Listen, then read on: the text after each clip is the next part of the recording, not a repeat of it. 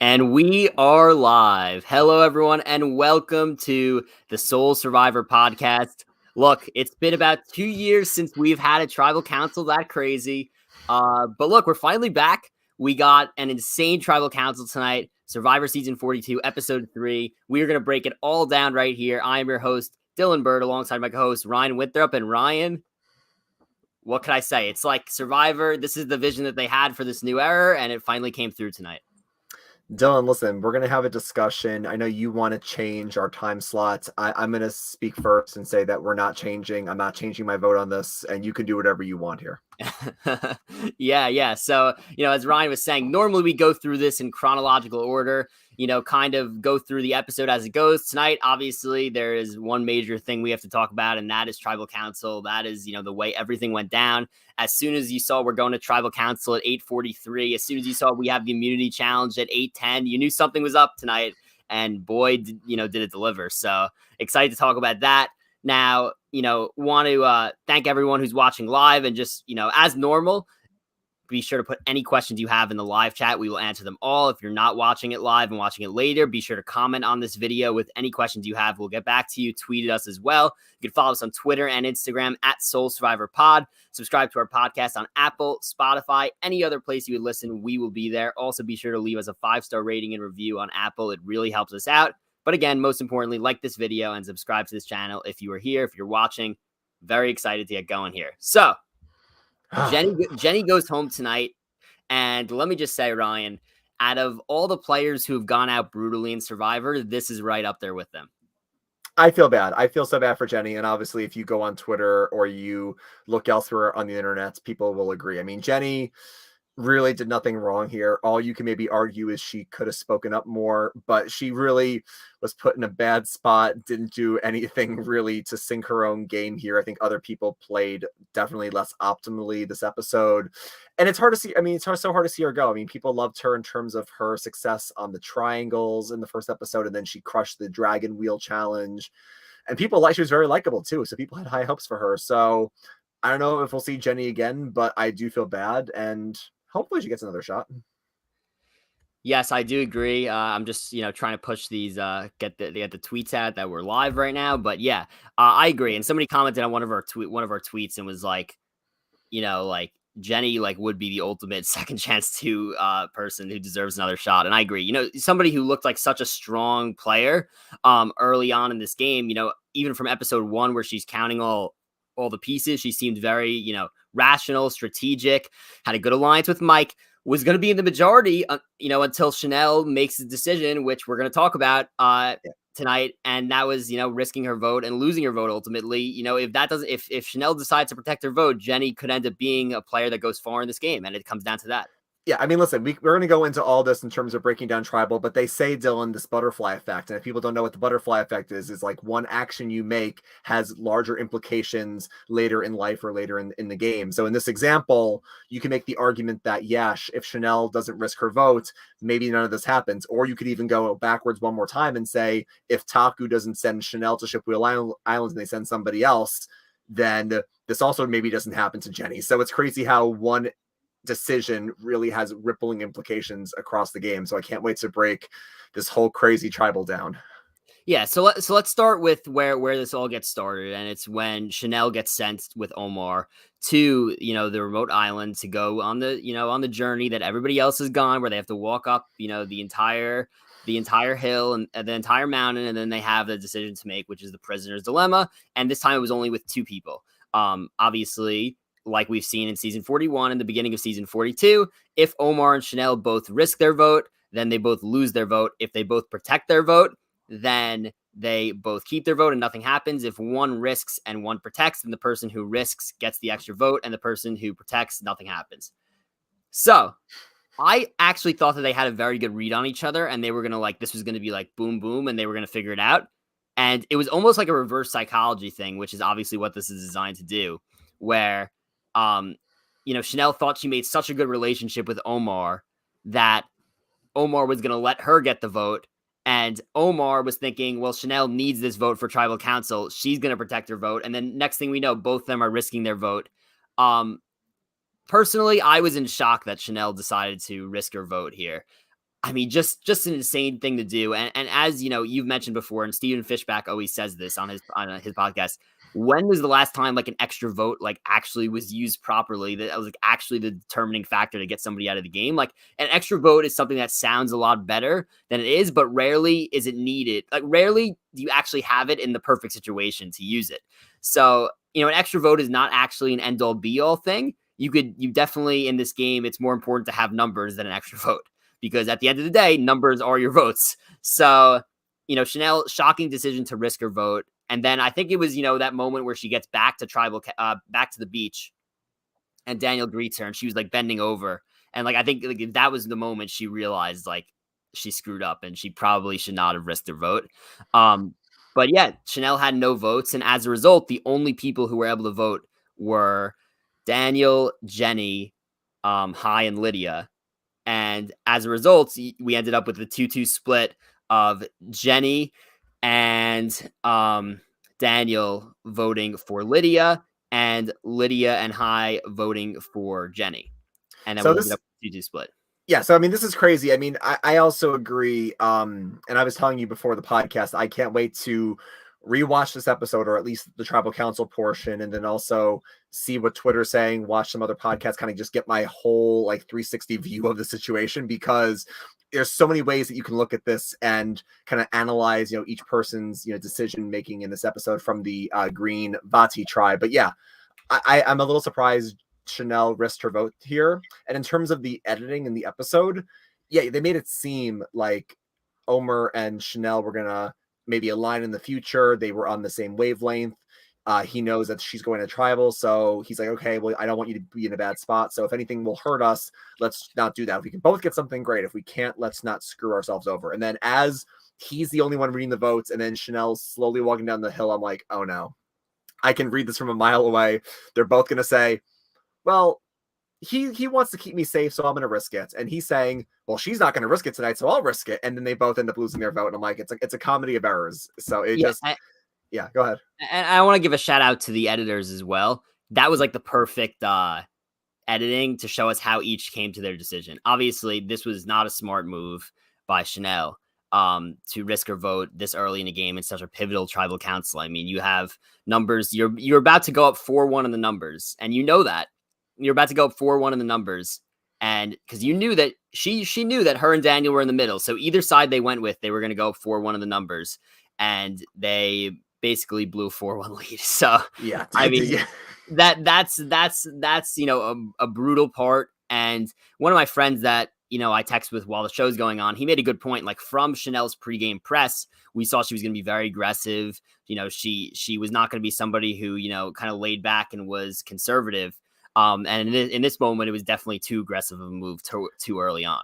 Yeah, and speaking of being aggressive, before we even get to tribal, I think that another reason that shows. And listen, I really like Chanel. I mean, obviously, I don't think she had a great episode tonight. I'm still hoping that she can pull it out. I think she has a lot of potential as a game player, which is why I did do a quick draft with my friends before the season. And I do have Chanel on my team, so I'm kind of hoping for her to do well. But she gets back to camp, and like you mentioned, she gets off the boat and she's like kind of bending over, kind of like, oh no, I got to tell Daniel I risked the vote. And Daniel's like, okay, I've been looking for you. Here's the plan. We're gonna do 4 votes on Jenny, 2 votes on 2 votes are gonna go on Lydia, but we have the numbers. We're fine. She goes, I don't have a vote, and he's like, oh no, because then he realizes Mike doesn't have a vote.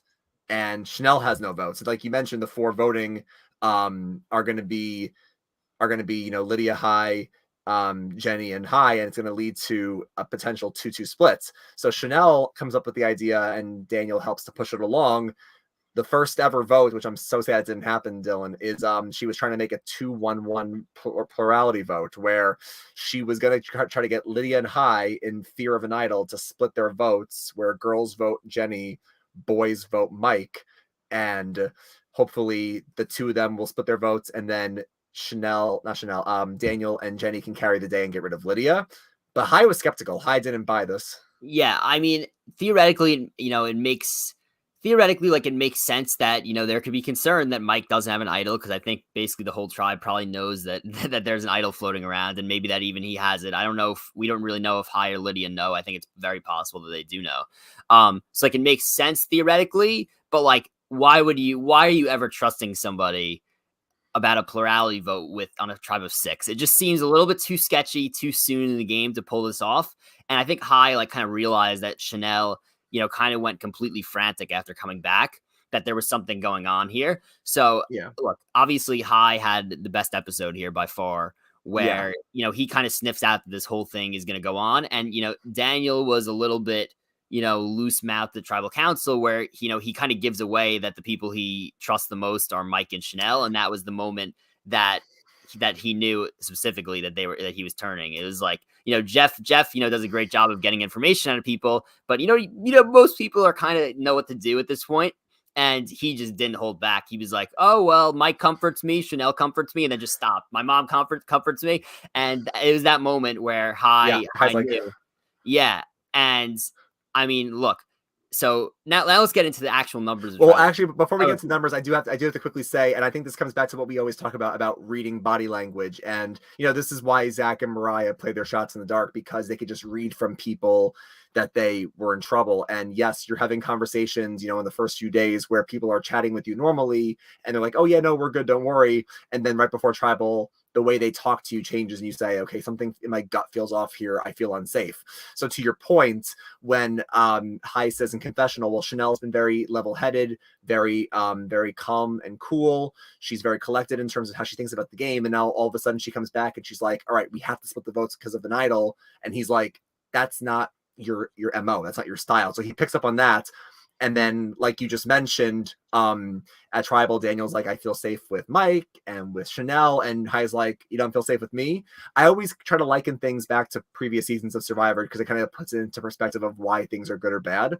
So this obviously reeks of the tribal council with Danielle and Russell and Heroes versus Villains, where Danielle's like, "I feel safe with Russell and Parv," and then Jerry's like, "You don't feel safe with me, or we have 4-person alliance." So like, when you don't let the people in your alliance know that they feel safe with you, that's a really bad sign. So I'm proud of Hai for picking up on these 2 red flags, and you can see the whole tribal, his face is like, something's wrong, something is definitely off here. right. Right. And that's a good point and a good analogy to a previous season.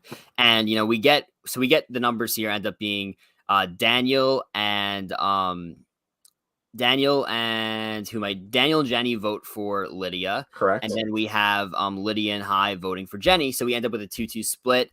Now there's a revote. Both Jenny and Lydia cannot vote again in the revote. And we get a 1-1 split of a 1-1 split in the third episode of the season. Yeah, Hai's like, "Where are the rest? Where are the votes?" Where are the rest? Right. So this is a crazy thing. Is like there's like no votes here on an early tribal council, right?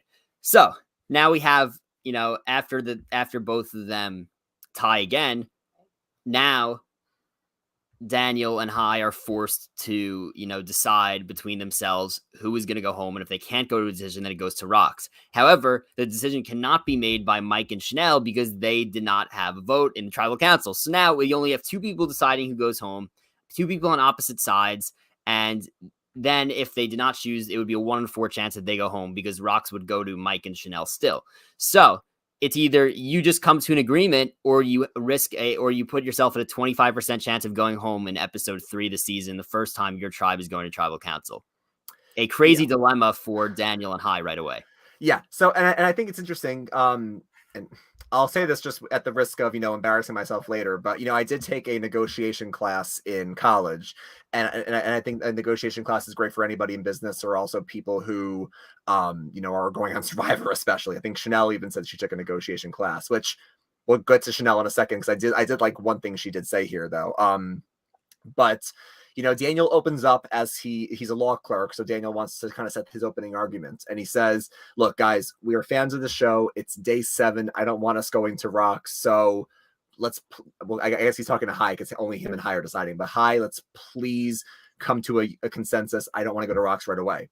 Now, Hai, being a data scientist, knows on a tribe of soon to be 5, having the numbers is super critical here. It's because it only takes 3 in the tribe of 5, and if he has Lydia, he only needs 1 more. And as soon as Hai realizes that Daniel is willing to flip, or he's willing to do anything it takes to not go to Rocks, Hai plants his flag in the sand, and he says, "Okay, well, you're wishy-washy on this. I'm not changing my mind. Lydia's staying with us. You can either vote with me or we're going to rocks. And as soon as he did that, he got the upper hand. They always talk about negotiation, kind of negotiating from a position of power. And Hai, as soon as Daniel admitted that he was going to do whatever it took to not go to rocks, Hai said, all right, I'm going to get what I want. And I'm okay going to rocks because he knew Daniel wasn't going to do it. Yeah, and this was, I know you bring up a good point. This was where Daniel screwed up in this episode the most.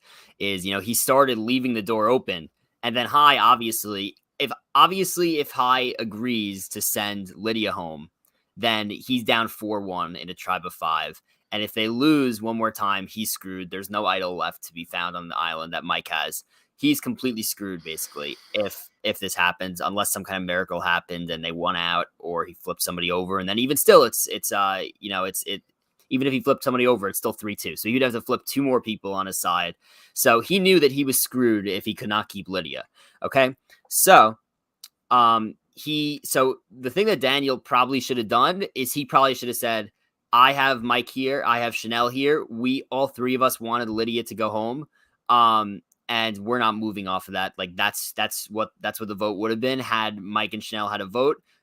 This is what we're gonna do. We want Lydia out, and then he could have evaluated from there what Hai's response would be. Instead, like you said, he continued his wishy-washy way about him, and as soon as Hai sensed that he was willing to potentially flip on Jenny, then that was the moment that Hai was very, very much able to say confidently, I'm not moving. I'm willing to go to rocks. And then Daniel quickly panicked. Yeah, and back to what I was saying about Chanel, and I could be wrong here, so I do want to get like another opinion on this. At first, I mean, granted, I think Chanel made some bad mistakes this episode, but I think in this moment, I think she kind of tried to stay as neutral as she could, because obviously, as we see in the next time on, Mike is pissed at Daniel. And to be fair, if Chanel was kind of back on Daniel's side and really with Daniel the whole time, then she also would have gotten Mike's wrath as well. It seemed like from the tribal council, Mike is more mad at Daniel than Chanel. And I think he knows that if Chanel had a vote, I think he knows that it was clear from the way the votes were going to go down that the 4 of them wanted Lydia to go. It only didn't work because Chanel lost her votes, because Mike knows Chanel was with him. And I think the reason why I'm saying this is because when they kept saying, Chanel, you tell Daniel who you want to go home, and she's like, I'm not going to give him a name. It's your decision. So she didn't want to show her cards anymore, because now in this situation, even though she lost her votes for this tribal council and she didn't get an extra vote, we're going to get into this in a second in terms of where does each member of this tribe now stand.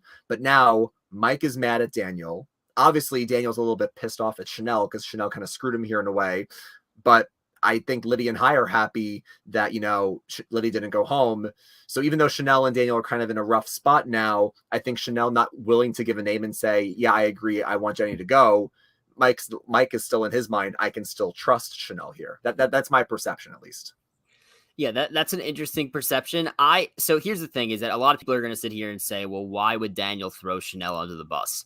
And I think that, while it seems like a snake type thing to do this early in the game, I actually don't think Daniel comes away from this in a bad spot.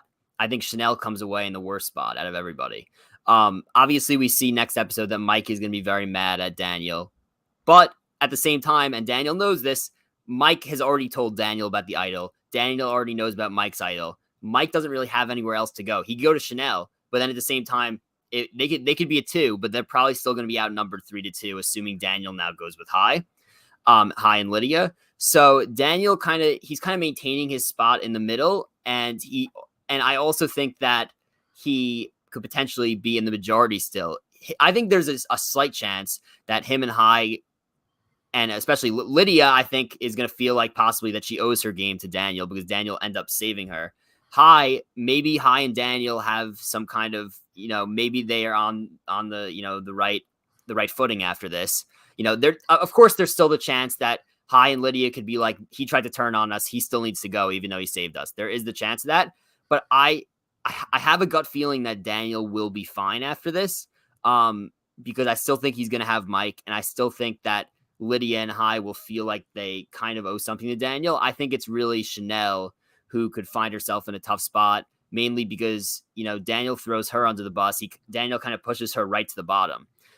So like I said, Mike and Chanel could team up all they want.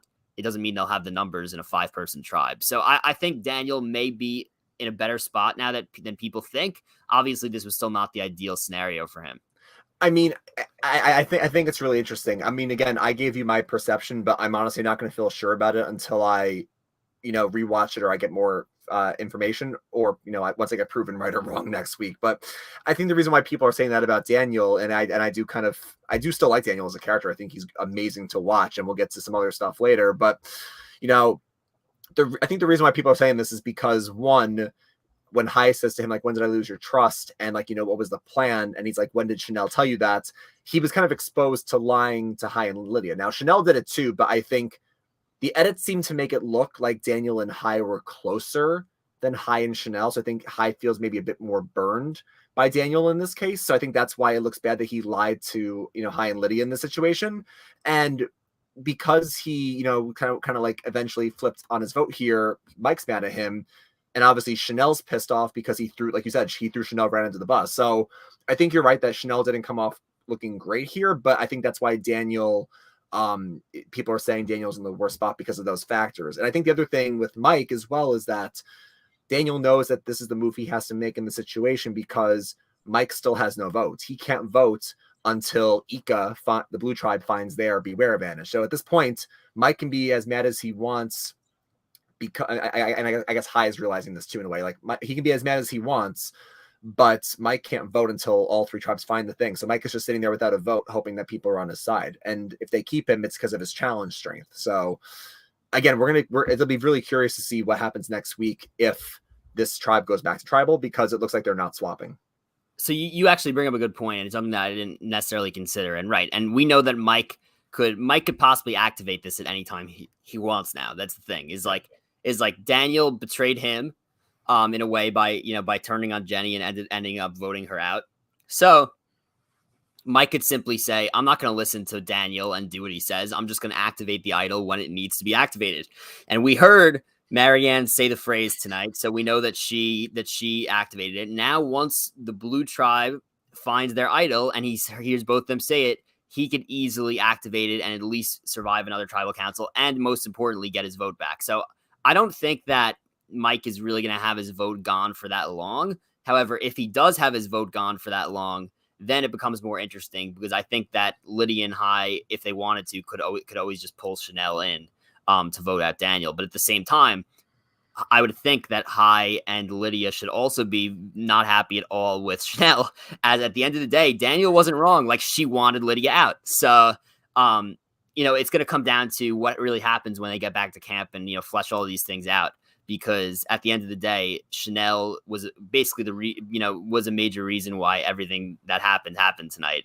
Originally she wanted Lydia home. If she did not make the move that was not smart to risk her vote, then at the end of the day, Lydia's going home and Hai's by himself, on a one-man island on this tribe. So, there is reason for them to be mad at Chanel. Also, it's just going to, be, do they trust Daniel moving forward? The fact that he decided to go with them here, or was this, he betrayed them and it's just going to be it, even though that he did end up, agreeing to vote out Jenny. Yeah, and I have to give, obviously, I gave Hai a lot of credit in terms of him, planting his foot down and saying he's not going to flip on Lydia, and I gave him credit for, also having those right reads. But I think this also goes into the fact that Lydia and Hai, I give them credit because they, obviously the edits made it look like, okay, they may split their votes. And, like you pointed out earlier, it's really scary to split your vote in, it's really scary to split your vote in a 6-person tribe because there's so few numbers there, and any one flip can go awry. But obviously Hai and Lydia figured out, well, they're telling us a split here, but that doesn't really make sense. Chanel's acting weird. Let's keep it where it is. Because then obviously, Lydia would have left. So, I do give them credit for kind of sniffing this out. Because again, I think we've seen this before, Dylan, and I'll go back to another example where we've seen a 2-2-2 split in a former season. I think we saw this in Ko Wrong when it was the Brains tribe and they wanted to break up Liz and Peter, and they did do a 2-2-2 split. So it's possible to do it, but your 4 has to be locked in. And I guess Hai just realized that this 4 was not as locked in as he thought. Now, the one last thing I will say about tribal, unless you have anything else before we get to the rest of the episode, is they made it look like Chanel was mouthing Lydia to Daniel, and Daniel's like, yeah, I got it. And Hai was like, ooh, I don't like that. Now, granted, it could have been just editing where he didn't really see her saying it, but he looks kind of paranoid the whole tribal council. When we went to the vote at like 8:41, I thought for sure Hai was actually going to get out of his seat and we were going to have a live tribal, like you mentioned to me when we texted. So the fact that we then didn't have that and we had this whole discussion was crazy, because I thought for sure Hai was getting dead vibes and he was going to get up and he was going to walk over to Chanel or something. Yeah, I thought this was going to be a live tribal also. That would have been crazy, but at the same time, I'm I'm happy that we didn't. I'm happy it wasn't. I'm happy we didn't have a live tribal. Like, it felt like this was, it was good that because people always have the debate about whether they like the live tribals or not, because craziness happens. It's not necessarily the best thing ever. So I'm happy that it was not a live tribal. I think it played out better because of that. Now, before we move on, I just want to say I was so impressed with Hyde tonight. And, we expected him to be a big player in this game, and it's clear that he's going to be. I want to read a tweet quickly. I retweeted it from our account, but Wendell had the perfect tweet after this episode ended. And he said, I'll read it, word for word here. Wendell says on Twitter, quote, "In standing his ground, Hyde just strong-armed his way into a majority as opposed to being the sole bottom person. Wow, hell of a play. #Survivor." So that's exactly what happens. Like, he was going to be 1 versus 4, and now he is 2 versus 1 versus 1 versus 1. Like, we don't even know if they're together. So him and Lydia are the only two that are like very strong. We know for sure on this tribe. I would assume that, either Daniel or Mike or somebody's going to float over there. So at the end of the day, he's going to end up being in the majority, I would think, High, because I would think that Mike, Chanel, and Daniel are dead at this point in terms of their trust. So High, unless something insane happens, is going to be in the majority of this tribe. We know that they're most likely not swapping, and you would confidently say that High forced them to blow a 4-2 lead. So not as bad as the Falcons blowing a 28-3 lead, but that's separate. And I think the thing about High as well that I'm liking is a lot, and also High is on my draft team as well. I had High, Chanel, I had Mariah. In fairness, she was my last pick, and it wasn't a great last pick, but I was happy with High and Chanel heading into tonight. Now I'm happier with High. But what I was going to quickly say was that, don't forget, if we don't swap and we head into the merge, right now we're at final. We're at final what, 15 now? No, because Jackson left, so we're at final, I think, 14. So we're probably going to merge in like 2 or 3 votes. And High is in a good position on this tribe. And don't forget, if he but he thinks in his mind he might have Lindsay and Drea because they all have the amulets, unless this puts a bounty on High's head and he wants to go after Lindsay and Drea, unless they all team up for some reason. But it'll be interesting to see what happens on this tribe going forward. And also with Chanel, one last thing. I feel like at this point, unless they come to an understanding, Omar and Chanel aren't going to want to work together, because it looked like they had a good bond. And right away, they both were like, nah, we're going to just not risk our votes. So. Yeah. I think the amulets is something that's going to be forgotten until it actually comes into play again. So that'll have to be kind of re-explained once we get to that. But yeah, I think it's going to be really interesting what happens going forward. And we could kind of talk about the rest of the episode here. And then, any questions we have about Tribal Council, we will address at the end of the show. Once again, just wanted to remind everyone, if you're watching this live, be sure to drop any questions you have into the comments and, the live chat, and we will answer it. Now we could, kind of go back to the beginning of this episode. Obviously, most of the episode did have to do with this Tribal Council going to the island. But we'll talk about what happened at the very beginning of the episode. We don't get anything from Ika this episode, which is interesting. And I'm kind of surprised that they did not go to Tribal Council, because normally I'm reading the edit and I'm like, oh no, we didn't see anything from the Blue Tribe before Tribal Council. But you know what? This is a nice surprise from the editing there to switch it up a little bit. So we don't get anything from Blue. We got the most from Blue probably up until this point. So I think that's why the editors felt like it was okay to not show us anything, because they weren't going to really have a big impact at all.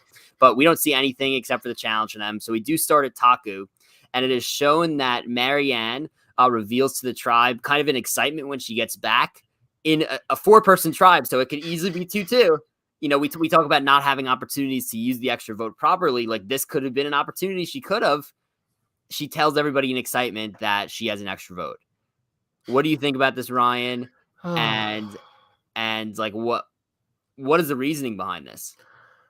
Listen, I think Boston Rob and a few other former players have said it well, where it's like this new school era, just they can't keep anything to themselves. I don't know if it's, a new generation of players, if it's because, they had to go through a quarantine, so they're, super hyped up. I'm not sure if it's because, it's a fast paced game, but these players lately just, they can't keep any secrets. Like at this point, you have to tell somebody or you're going to lose your mind. So, I can't believe she did this, but then again, what do I know? And listen, like you mentioned, Lindsay in confessionals, like, look, I love Marianne and I like our 4-person group here, but I'm a little uneasy about her having this power as well, because now they know that she has the extra votes, and what we'll see in coming up next, that it looks like they are going to know she has something else as well. So they were already going to vote out Marianne maybe because she was either too likable or had too much energy. Now they have the ammunition of, you've got one, maybe two advantages. Kind of a risky place for Marianne to be here. Yeah. I thought it was an insane move to tell everyone about the extra vote. Obviously, that's not something you need to tell everyone. It's something you could hold on to for a while or until you need it in a small 4-person tribe. So crazy move. I think, ultimately it's probably what's going to be Marianne's downfall in this game. At the same time, like, people are going to use that advantage, and people on her tribe and, possibly people beyond her tribe are going to use all this info that they know to their advantage. It's not going to help her out at all. Then she finds the Beware advantage right after that, kind of with Omar. And it looked like she did tell the whole tribe that also. So everybody knows what Marianne has. Like, I don't know what is going through her mind here. Like, that there's 4 people, that there's 4 people left in the tribe. That you were kind of possibly on the outs last time, even though they voted out Mariah. You're probably next to go if you lose. What's the point of, is the point of telling everyone just like, well, if I don't give everyone this information, then they're going to vote me out. And maybe like this is a reason for them to keep me so they could use these advantages and use this information. That's the only thing I can think of, because otherwise it doesn't really make any sense. I feel like it comes down to, every player, plays this game differently. Some people are more self-interested. Some people are all about the tribe. It's a team game, even though it's not a team game at all. I think Marianne, and I don't know if it's because she's 25, 24, maybe it's because she's, she's a seminary student and she, faith and family is important to her, but she seems to be all about the tribe. Like, I think what you and I thought from the preseason, from the commercials, and obviously we saw it tonight with Omar and Marianne finding the Beware advantage, we thought this was going to be our 2-2-2, a tribe division, which ended up being the Green Tribe. But I thought it was going to be Omar and Marianne, and she would have just told Omar. But we see here that she tells everybody left about the Beware and about the extra vote. And I just think for her, it just comes down to, she feels like this tribe is her family and she wants to tell them everything. And you can also tell by her phrasing. She doesn't just say, I want to let you guys know I have an extra vote. She goes, look, guys, we're still a tight 4. But we have 5. We have 5 votes. So right. She clearly like wants to use it for the group. And Lindsay, and I'm sure Omar is too, seem like more self-interested players, which you have to be, where they're like, okay, I'm glad she has this, but I don't know how I feel about her having that much power. So we'll have to see what happens with Taku. And then before we move on, you're also right that we saw nothing of Vika. I was shocked at first because the editors did throw us off, but then I realized we barely saw Luvu at all last season because they never lost. So they threw us for a curveball, and I was wrong. I thought for sure Ika was going to be our disaster tribe, and it turns out it's been pretty even so far. Every tribe lost one challenge so far, right? Yeah, and I like when it's more even. This way we get to see gameplay. It's not like Luvu where they're going in overpowered at the merge one tribe, and then like we don't know any of them. They're going in overpowered, but we don't know any of them. So yeah, every tribe.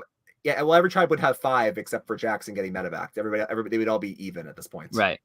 I also got to say before we move on as well, and I retweeted this because Dalton Ross had a funny tweet of Stephen Fishback crying. Did you catch when Marianne was like, I'm a super fan. I've seen every episode of Survivor except for 6 episodes in Token Cheats. And I was like, Why did you miss half of Token Cheats? It's a great season. And Stephen Fishback was like, I'll try not to take that personally that you missed half of Token Cheats. But just there's a weird thing that she said. Of all seasons to miss half of. Yeah. And then yeah, that is pretty funny. And then we go to, after that we went to Vati, where, the Green Tribe, where Daniel, he has been, being a little shady. Uh Even though he seems to before this, he seemed to have a good relationship with everybody. It's like Mike kind of mentioned, it was being like a little bit like too, he was almost like too obsessed with the fact that he had an idol. So like it raised some red flags. However, the dynamic between Mike and Daniel was absolutely hilarious, to the Mhm. point where like they were losing the idols. Daniel dropped the idol in the bushes. He put the note in his pants. He forgot he had the note in his pants. He gave everything to Mike. He found it. Like that was a hilarious moment. I hope that those two could kind of make up here and stay together strong, because this is an unbelievably hilarious duo that would be like, and again, we can kind of already see, if they stick together long term, they're going to be all over the place in this game. And that you need the chaotic players to make a great season. So Mike and Daniel being two of seemingly the most like chaotic players on the season to be together seems like it has a lot of potential to be great TV. So I hope that they stick together. Listen, as a viewer, I completely co-sign. I am all for chaos. Anything chaotic makes for a more fun and messy season. And, just seeing this, we talk about the odd couple of Omar and Jonathan on Taku, but just this relationship between Mike and Daniel is so much fun, because Daniel is so neurotic and Mike is just so like by the book and just so regimented in how he does stuff. You could tell he's getting so fed up when Daniel comes over to him when he's trying to talk with Jenny. He's like, "Hey, I need to read the fine print," and Mike's like, "I almost lost it. I don't want to take it out again." And then he finally gives it to him. Then he loses it because he has half of it in his pants, and then the idol fell out in the sand, but then he gave him back like one half of the note. So Mike was getting so fed up with Daniel at this point. And I mean, listen, I didn't know if Daniel was going to go home at some point tonight. Obviously, he was, before this vote, was positioned well enough where it wasn't going to happen. But yeah, Mike is getting more and more fed up with Daniel, and I can't blame him in terms of Daniel trying to read the fine prints and then almost losing his idol. Yeah, yeah. I mean, Daniel is a roller coaster ride, and it's one of the reasons that I'm excited to see him going forward, especially his position in the tribe now. It's like he just went from like a great position to potentially on the bottom. It's like, who knows what's going to happen with Daniel going forward. And now let's talk about the one thing that we haven't spoke about though, and that was the challenge, which was kind of like the most hyped up thing about this episode, and it ended up being, I don't want to say it was underwhelming, but I thought it was going to be something a lot bigger at the time. I thought that they were going to completely stop the challenge and like do immunity a different way, almost, because like that's how big they made it seem. Plus, when we started like 8:10, I'm thinking to myself like, okay, this challenge is going to take up 30 minutes of the show. It really did not take that long. It was just they basically completely scratched the water part of the challenge, and then we had the class. I like the landing the stuff on the ledges. I think that's always a fun thing. You know, as I saw Chanel tweet a picture of her shooting it and said money to JD, shout out to money. JD there. But yeah, I always love those type of challenges. They're always it's always like a nail biter. You know what I mean? It's always right down to the wire. It's always, I love when it's like, one person, it's like hanging halfway off and then it falls off. So I like the sandbags. Um, Good job and by the way, that was, and let's just talk about it, that was one of the rough, I think that may be the roughest I've ever seen water in a challenge. Yeah. And that goes like through every season. And at the same time, one of the most legendary performances in a team challenge that we've ever seen before. Even Jeff shouted that out. Jonathan literally carried the team on his back to this win, to the fact that they won the challenge before the others even got out of the water.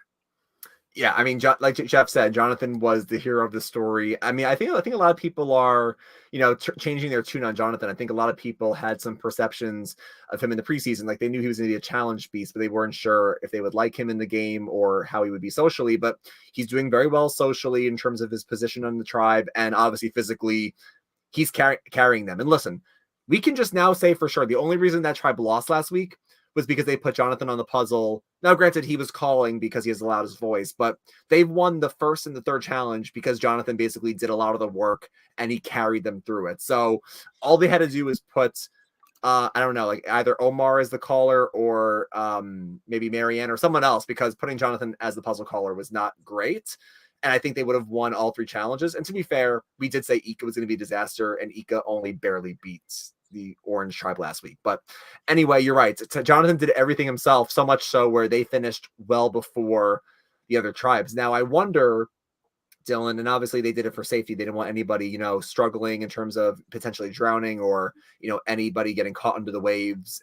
But I would be curious to know, because sometimes at the bottom of the screen they show like elapsed time X number. Like I remember one time they did whenever they do an endurance challenge, you see elapsed time like 2 hours, 3 hours, or one time they had a puzzle where the puzzle lasted an hour. But I was actually thinking they were going to show like they've been out in the water for this long, because I wonder, like maybe the whole time in his ear Jeff is talking to the crew and is like, we got to get them out of there.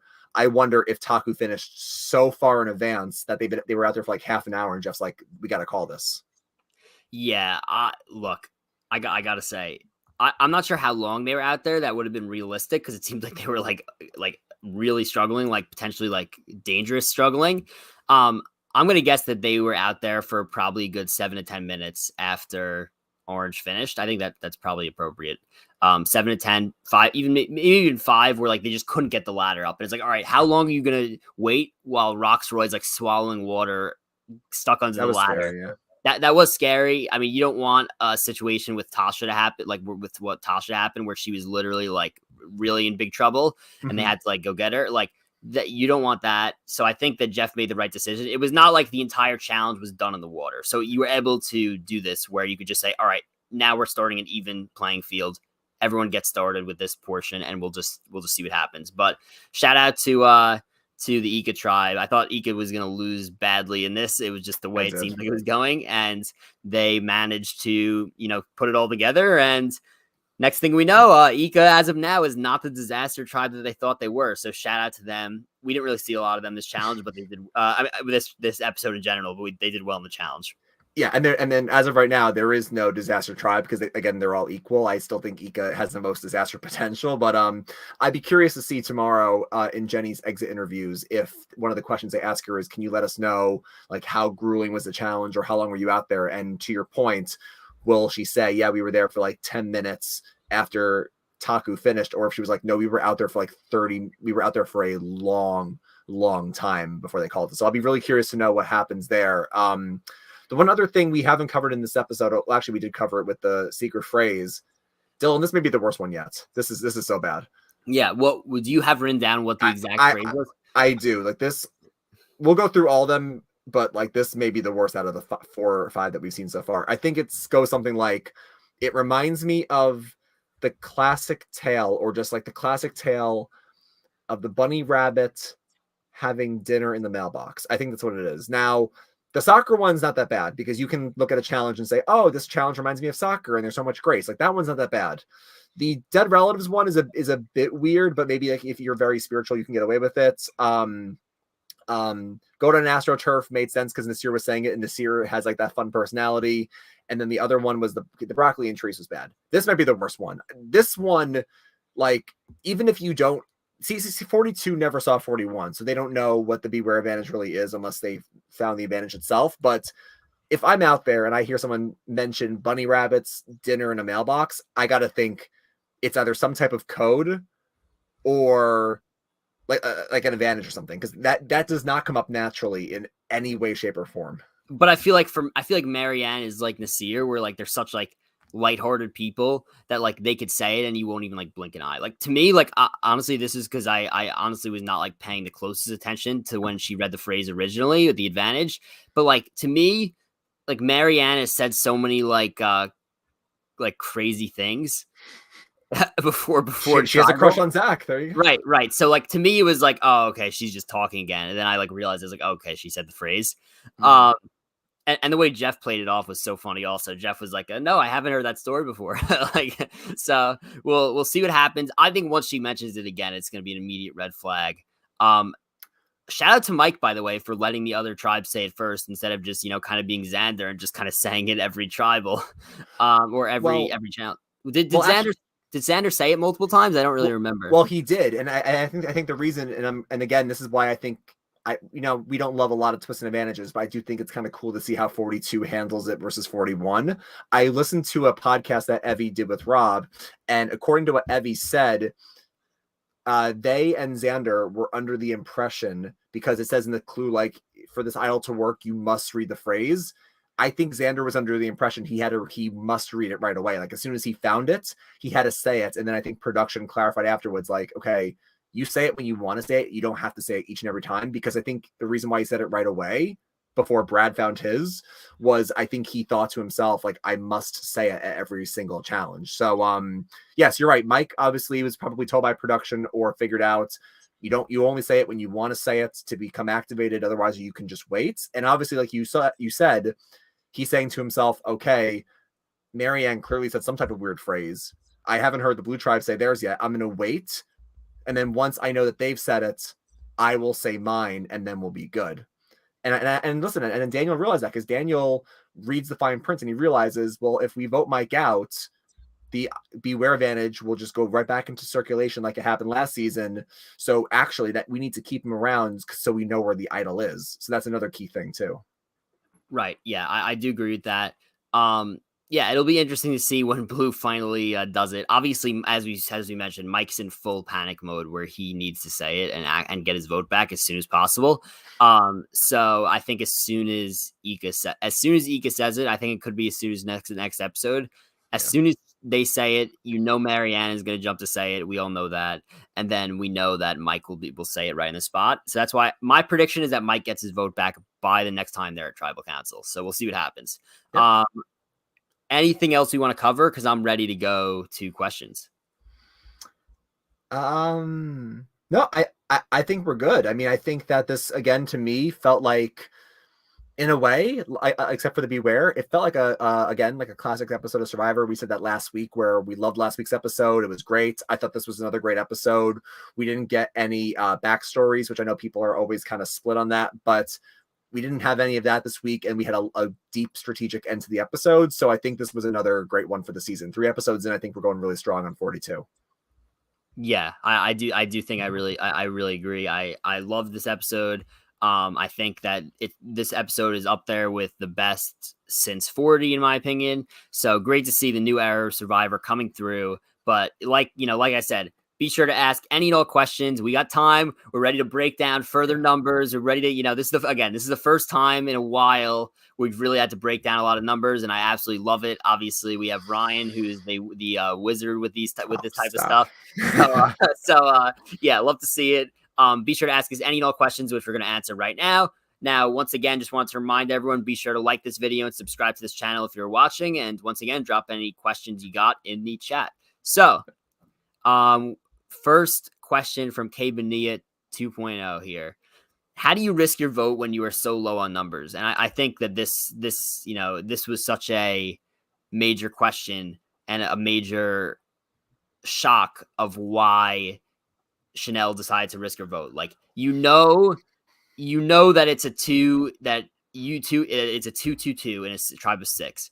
That if you risk your vote and you lose your vote, then all of a sudden it becomes, and that Mike, Mike's advantage. Mike doesn't have a vote. I would think she knew Mike doesn't have a vote because she's speaking. Well, she did because Daniel told her right, that. Right.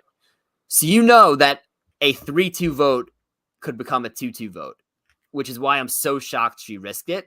I think it was like an in the moment thing where she just like saw an opportunity to get advantage and was like, I have to try it. This was crazy to me that she even tried this, because honestly, it could end up sinking her game. So, I mean, again, I think in tribes of 6, it's so hard to risk your vote. And again, we've only seen this Shipwheel Island last season and this season. This isn't like a season where we have 2 tribes of 9 or 2 tribes of 10, where there's a lot more, fluidity in terms of the votes. There's so few options in a tribe of 6. But to your point, Chanel's good at doing the numbers in her head. So I guess in her mind, she knows, because Daniel told her, Mike can't vote. So if Mike can't vote, she knows there are 5 votes. And in her mind, she and Daniel are with Jenny. So it would be 3-2 to get rid of Lydia. And I guess in her mind, she probably thinks, if Omar and I are good and he wants to, not disadvantage me in some way, I can risk it. I'll get an extra vote and then we'll be good. But obviously she reads it wrong, or someone read it wrong, probably Chanel, but they both obviously risked their vote and they messed up here. And now none of them had a vote at the next tribal. And now she comes back to camp realizing now I don't have a vote, and now it's going to be 2-2. So how do we figure this out? She tried to do the plurality vote. That didn't work. But yeah, to Kay Benia's question, I mean, I would like to say I would make great TV and be aggressive, but I feel like in a tribe of 6, I would play it so safe. Maybe if I went to Shipwheel Island at the merge, it'd be different. But if I'm in a tribe of 6, I can't risk my vote there when you see what happens tonight when you risk your vote. So I don't know how that happens. And I'm going to go off on a limb here and say, and we didn't mention this before, but Omar loses his vote. I would not be surprised if Marianne actually, it may not matter. Right now, only 2 people could vote. Jonathan and Lindsay. That's Jonathan and Lindsay are the only 2 people that could vote. So let's just hope that. Now, do we know if Marianne could give her extra vote to somebody if she doesn't have a vote? Ooh, see, now we get into a whole thing about like if something is non-transferable or if it is. I think if you can't vote, the extra vote doesn't matter. Because I think Xander also had an extra vote last season along with his Beware, and he couldn't vote. He couldn't use the extra vote even though he also had no vote. So he couldn't use it. Now, could he have given the extra vote to like a Tiffany or a Liana? Maybe. I feel like if it says in the rules that it's non-transferable, then he can. So that's a really good question. I'll be curious to know if we get to a 2-2 situation on, actually, sorry, technically 2-0 on Taku. If Jonathan and Lindsay are the only ones that can vote, I'd be curious to know if Marianne can give her extra vote to somebody or if she can't vote at all with anything. Yeah, if so, yeah, having 2 votes is scary, obviously, for Omar and Marianne who can't vote. I think Omar's in a great spot with everybody, though, so I think he should be okay. Marianne is going to have to worry, and we'll see what happens there. I just think it's interesting that right now only 2 people could vote there, but I want to move on to the next question. Yep. Mm-hmm. So, we have, let's see what we got I here. think Christian is the next question. Yes, we have a question from Christian. He says, Jonathan's preseason bio and interview, how he wants to break the individual immunity record with 5. Depending on his post-merge longevity, I could see that being a reality. What's your guys' opinion? I'm going to say that this is certainly possible based on what we've seen. The thing is, this is the risk that you run if you're Survivor. By you're putting a guy who's so strong and dominant, and he seemingly has he's seemingly going to be, and there are plenty of athletic girls in this season. You got Lindsay, you got Drea, but he's seemingly going to be unrivaled when it comes to anything physical. So I think that where his downfall will come in the individual challenge is probably, I would say, anything balance related. He's going to probably struggle with more than others. That being said, if these challenges happen to be more physical and he gets lucky, then I could see him, yes, making a run. Yeah, I mean, listen, it's a very hard club to get into. You have your Mike Holloways, you have your Brad Culpeppers, people who have won 5 times, and it's a very exclusive club. And I would have said before the season, maybe Jonathan can, but it's going to be hard. But this guy can really do everything. But I think that's why one of the reasons why I love Survivor is because not all the immunity challenges are physical. Some of them are, and some of them have puzzles. And people have always said, Jeff included, the puzzles are the great equalizer. Puzzles ensure that you can't just muscle your way to a challenge win. Sometimes you need to use your smarts and win a puzzle, or whether it's a slide puzzle or whatnot. Now, the thing is, Jonathan obviously is so strong, he can win a lot of these challenges, but sometimes they have challenges involving weight where you have to lift, a third of your body weight. And obviously that makes it equal because then everybody has weights that's comparative to their body size. The thing is, though, Jonathan has the world record for most pull-ups on his back with 100 pounds. So I feel like that's not going to matter. So to answer Christian's question, it's a very real possibility unless he doesn't win like an endurance challenge or if he gets at a puzzle. But he could certainly beast out a couple of them. Yeah, I definitely agree. I'm just looking for the next question here. So we have another one from Christian. He says, do you think Vati Tribe is going to lose the next challenge since it's hurt their morale when they lose Jenny? I don't know if that's going to matter that much for a challenge. Like, I don't think Jenny, I think, if it comes down to a puzzle, they could be in trouble because Jenny was one of the strongest at puzzles maybe in the entire game and on this entire cast. I think that they should be fine. They still have 5. I think they're still going to be a pretty good tribe in terms of challenges. But I think it is pretty even. That's something that I like to see. So I honestly don't know if there's going to be. I think the only thing is like, given Jonathan being that dominant, like I could see them maybe not losing the rest of the time, but they're already down to 4. So I could see green and blue being battling it out these next few.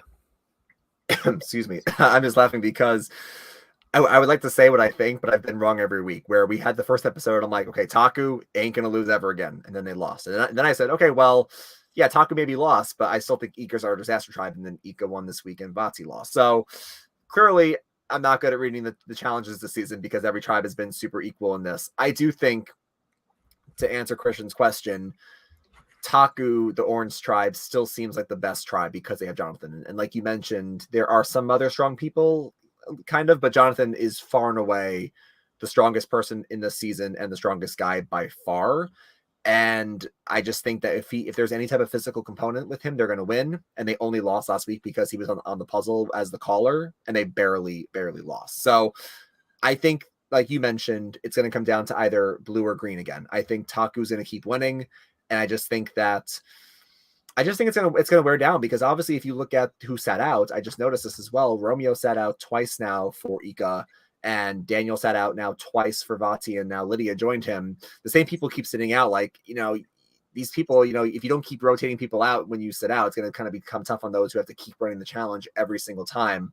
Although you could argue with, Sandra and Courtney, when people sit out all the time, it's fine. But yeah, no, I don't think it's going to be a morale thing.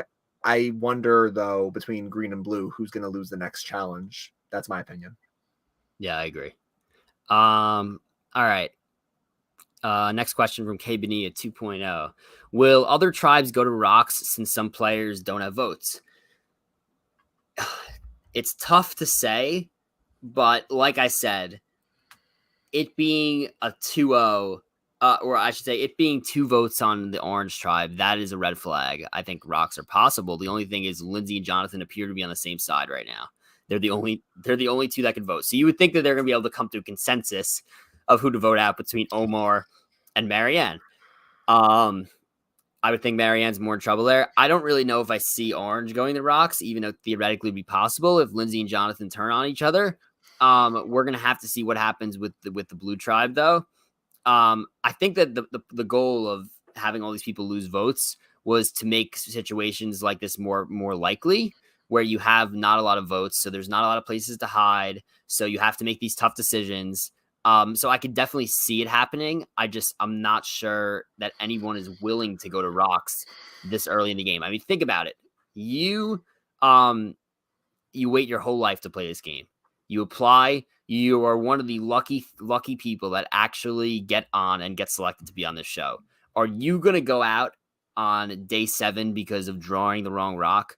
Like, if I was in Daniel's spot, I think the move it's easy to sit on your couch and it's easy to say, oh, I mean, High had to, put his life on the line.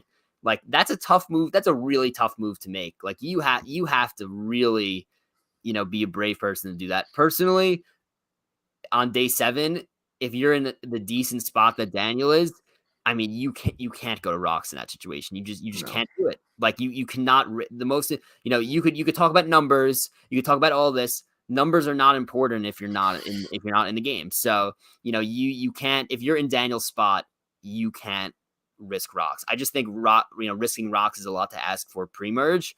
I'm excited. I'm happy and excited that we got that opportunity tonight where it was a possibility. I just don't know how many players would be willing to go to Rocks this early in the game. So we're going to have to see what happens. Yeah, I mean, I think this is a good question because, to your point, I feel like if I was playing the game, I would never go to Rocks. I mean, maybe if it was like at the merge, it's down to the final 7 or 8, and I really wanted to make sure my ride or die didn't left, like High. And I'm very proud of High for kind of saying, I need Lydia, here's a number, and I'm not going to let her go. But I feel like I just would never want to go home to a Rock, so I wouldn't risk it. And I think this is a good question because, looking at the tribes now, everyone on the Blue tribe has their votes unless someone finds the Beware advantage because, yeah, Drea risked her vote last week or in the first episode to get the extra votes, but now I think she should still have her vote back now that they go back to tribal council. So everyone will have a vote unless someone finds a beware advantage. We talked about the Orange Tribe, Omar and Marianne can't vote, so it would come down to Jonathan and Lindsay, and I think they would vote out Marianne there because they're not going to turn on each other. And then back on Vati, now Mike is the only one who can't vote, so that will be interesting there. Last question I think that we have right now is from Kay Benia in terms of why did Jeff out Mike and Chanel?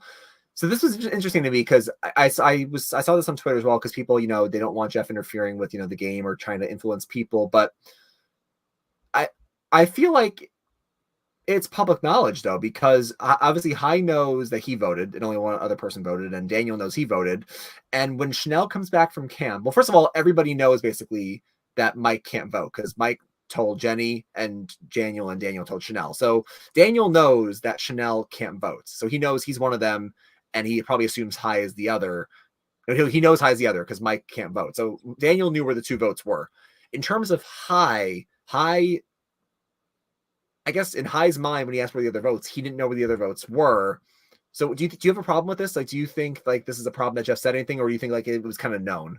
I think the reason, and this is what I think the answer to the question is, the reason why he had to say it out loud. By the way, I think that everyone knew who didn't vote. I think it was pretty obvious that Chanel went off, and everyone knew that about the Mike's thing. So I think it was really only Hai. I think it was really only Hai and Lydia that didn't know this was a thing with, didn't really know this was a thing. But I think the other four did. And I think that that Hai probably was able to figure it out. That being said, I think the reason why Jeff had to say it is because Mike and Chanel were unable to play a role in the decision of who went home. Oh, I'm sorry. You're right. That's why he had to say it. Because, yeah. So right. Yes. So they were not able to, they couldn't vote and be like, they couldn't vote and be like, I'm saying Lydia should go home. I'm saying Lydia should go home. They couldn't say that. So Jeff had to make it clear that this was just a decision that Daniel and Hai had to make. Yeah, because I think if you go back to the Cambodia Travel Council with Kimmy, everybody there that was discussing who to send home between Kimmy and Keith, they all were able to vote. And if they didn't come to a decision, they were going to, draw rocks. So what's it called?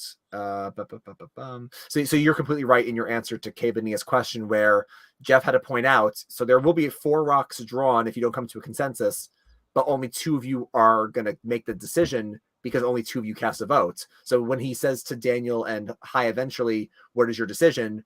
They would then realize, okay, well, if he's not asking for Chanel and Mike's decision, that means they didn't vote. So that's why he had to out them to make sure the rules were clear. Like 2 of you only voted in the revote. So 2 of you will make the decision. Chanel and Mike can give their opinion on this, but they are not allowed to have a say in this. So yeah. I mean, crazy. He had to do it because that they couldn't, and honestly, it played a role in Chanel's strategy of just letting them decide.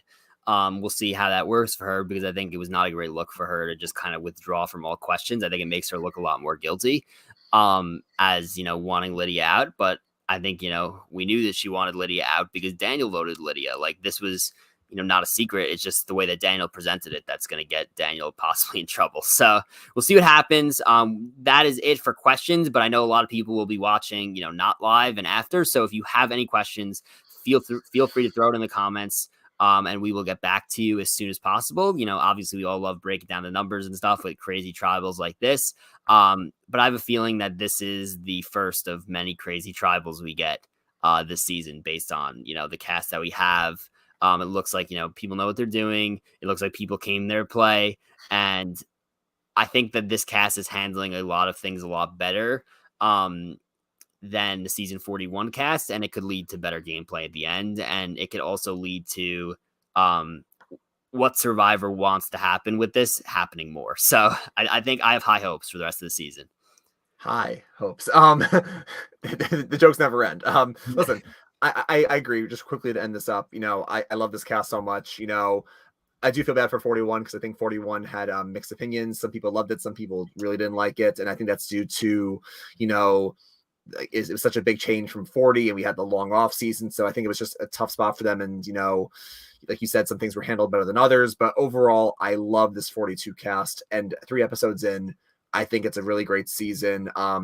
There's a lot of content. I think also the thing is, this cast also feels more equal. I know we talked about this with, all the tribes winning a challenge so far, Dylan, but last season we kept saying, okay, well, even though we didn't know Erica was going to win, we were like, okay, well, Shan seems like the front runner. And then when Shan left, it was going to be Ricard, and like, oh, maybe it's Deshawn, and Xander has a lot of power.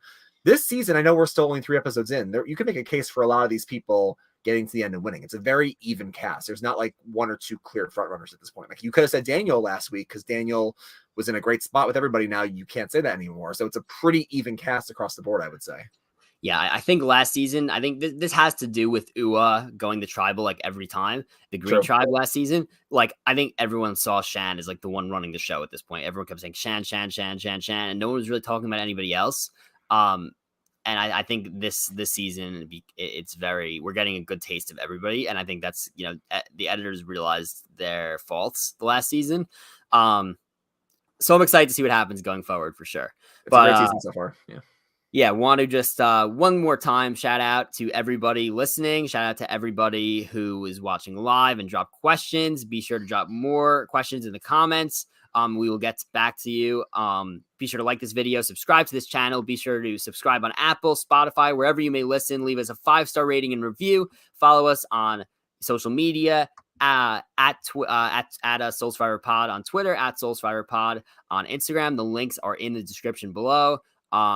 So yeah, be sure to do all that. And yeah, that seems like that's it for tonight. But a great episode tonight. Great episode, Dylan. Always fun to break it down with you, and always glad to talk to people in the chat. Got nothing else for you. So as always, grab your torches and head back to camp. Good night.